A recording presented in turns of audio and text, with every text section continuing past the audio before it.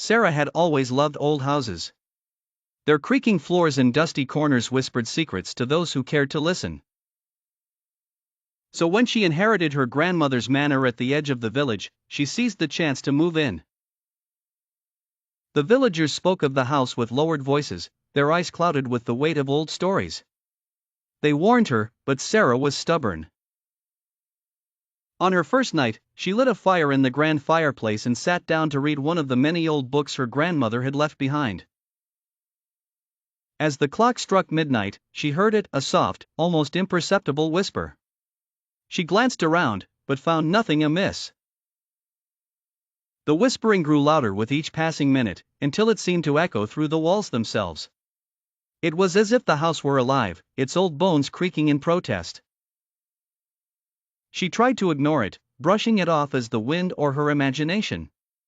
But when a cold draft brushed against her neck, she couldn't pretend any longer. SaArah rose, following the whispers down a dark corridor. The walls seemed to close in on her as she walked, the air growing thicker and colder. She reached the door at the end, one she had never seen before. With trembling hands, she pushed it open. Inside was a small room, its walls covered in old, yellowed wallpaper. In the center stood a rocking chair, creaking back and forth as if someone had just risen from it. On the floor lay a diary, its pages worn and fragile. She picked it up, her heart pounding in her chest. The diary belonged to her grandmother, its entries filled with tales of sorrow and regret.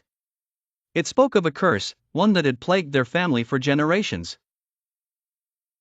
Each entry grew darker, more desperate, until the final one abruptly ended in a scrawl of ink. A cold chill washed over SaArah as the whispers grew louder, more insistent. She could hear her grandmother's voice among them, warning her to leave. But SaArah was rooted to the spot, unable to move. The room seemed to spin around her, the walls closing in. She felt a hand, cold, clammy, clasp her wrist. The last thing she saw before the darkness swallowed her was her grandmother's sorrowful eyes staring back at her from the rocking chair.